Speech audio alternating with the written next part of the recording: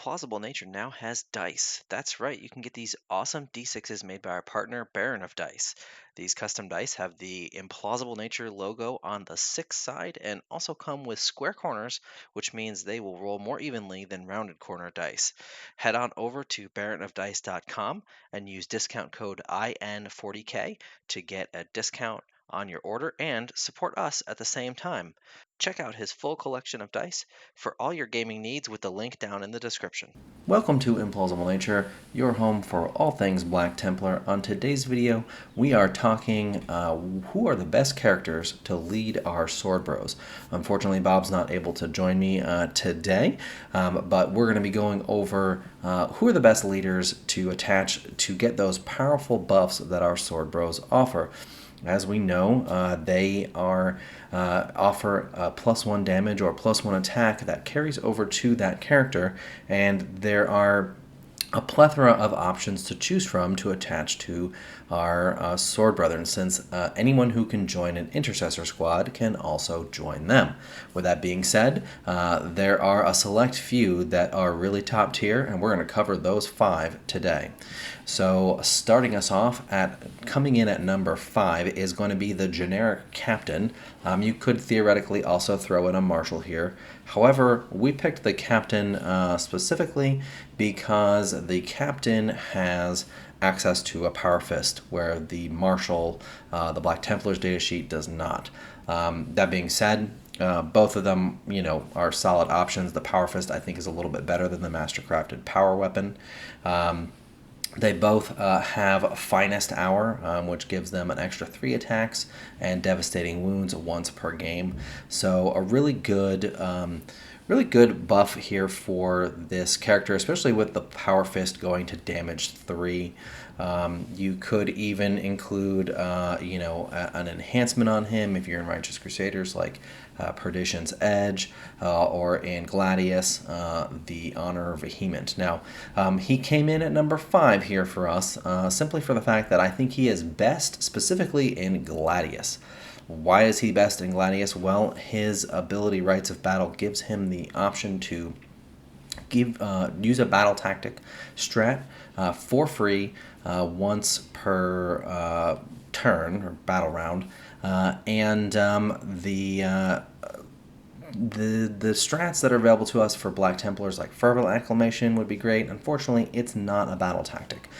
What is a battle tactic is Honor the Chapter, which is the Gladius melee one that gives you an extra AP and +1 to wound. So being able to do that not only on his squad, but on another squad, and having his squad be free if you use it, secondly. So being able to get that strat for free and essentially use it twice if you've already used it once with him is why we put him on this list. So up next at number 4 is the Lieutenant. Now, I probably wouldn't put him in a squad by himself. Ideally, you want him to lead either with a captain or preferably Helbrecht, because of the buffs that he gives.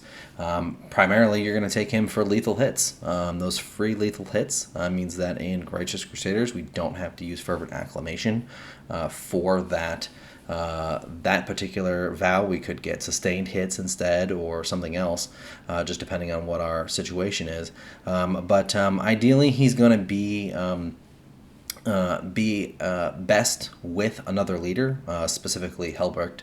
And it was kind of a toss-up here whether we were going to go with him at number 4 or the captain at number 4. But I think the lethal hits that he offers, combined with another character, bumps him up just a little bit, and it really makes Sword Bros that much more deadly. It's something that we, especially combined with Helbrecht, makes them super scary and super deadly to even the toughest units in the game. He's also got a Black Templar version as well, the Castellan, but once again, because of the fact that he can take a Power Fist, and even his Mastercrafted Sword has +1 attack as the generic Lieutenant version, this version of him is going to be better than the Castellan version. Once again, I would take him with a Power Fist, and then probably slap a enhancement on him if I have the points. Something like Honor Vehement or Perdition's Edge or something like that to give him an extra bit of punch. But that is our lieutenant coming in at number 4. All right, coming in at number 3 is the Judiciar. He packs a bunch of great rules here. He's got built-in precision and devastating wounds with his Executioner Relic Blade. He's got Fights First, which is definitely very nice. And he also gets one extra attack for every character model that he kills throughout the battle, and he keeps that attack going throughout the battle. So his Executioner Relic Blade is pretty nice. He also benefits from having an enhancement, a melee enhancement on him as well. Starts out with 5 attacks, hits on 2s, strength 7, AP 2, and damage 2. So getting to damage 3 with the Sword Bro buff is very nice for him, and he buffs them back with the Fights First. Now, some of you might be asking, why didn't we place him higher? Fights First is really powerful. And indeed, Fights First is quite powerful in this edition. It means that if you get charged, you're still going to get to swing first. However, there are ways around it by consolidating into it if you are too close to another unit. Piling into your Fights First unit with another unit if you're too close, if you're trying to support, that sort of thing.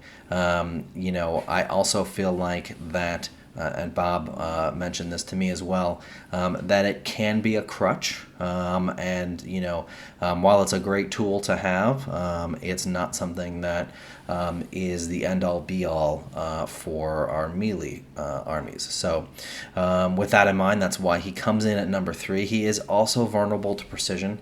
He does only have 4 wounds. He does have a 4-up invulnerable save, which is only in melee, so that's something to keep in mind. So ranged precision can still take him out pretty easily without having anything better than a 3+ save. And only 4 wounds can definitely be a detriment to him. That's another reason why he didn't place higher here for us. So, but that being said, he's still a great take, coming in very cheaply at 70 points, and can really benefit from those Sword Bro buffs. All right, coming in at number 2 for us today is the Emperor's Champion. The Emperor's Champion, I think, was, especially at the beginning of this edition, he's often overlooked as a great unit to pair with our Sword Bros. And I think that, I'm not sure what the reason for that is. Perhaps just looking at, thinking about him in the past and how he was not such a great take for what he did. He didn't bring any buffs to the army in 9th edition, which was really all about what 9th edition was. And still, he doesn't bring any buffs to the Sword Bro squad. He does not buff them in any way himself. However, they make his damage output absolutely go through the roof. And he is also a really good, fighting melee character as well. So taking a look at him, he's got a 2+ save, a 4+ invulnerable. That invulnerable is not in melee only. It did used to be a long time ago, back in 9th, I think, or 8th or something like that. But 2+, 4+, does have 5 wounds, so 1 more wound over some of the other characters that we've talked about in this list. He's got 2 profiles on his black sword, so this is really important. He has a strike profile which does have precision. It goes to damage 4, which is pretty gross. It's got AP 3, strength 8. He does get +1 to wound against character units, which means that any unit that has a character leader in it or character model in it, he will get that bonus against the entire unit, even if he's not using his precision to attack them. But yeah, really good at sniping characters out of units. In melee, of course, obviously. And then he has a sweep attack too. 10 attacks, strength 6, AP 2, and it'll be damage 2 with the Sword Bro buff. So really can take out a bunch of enemy models. If they happen to have a character in it, he's going to wound them on +1 as well. On top of that, he's really difficult to kill in melee as well. He's got that good defensive save profile, but he also can just blank damage once per turn, or excuse me, once per phase. When a melee attack is allocated to him, he can, after he fails his saving throw, he can just decide to not take any damage from that. So changes that characteristic to 0. So the Emperor's Champion, I personally have run him a lot. I know Bob has run him some. Some of our other members of our Discord and whatnot have run him as well with great success. I've had great success with him. Killed stuff that you wouldn't think he had any business killing, and absolutely just a beast with the Sword Bros. So definitely consider him. He's also nice and cheap at 75 points. Can't really go wrong with him with a Sword Bro squad. So that is the Emperor's Champion, and unsurprisingly to probably no one, coming in at number 1 is the big man himself, High Marshal Helbrecht. So why is Helbrecht so good with Sword Bros? Well, he synergizes really well with them.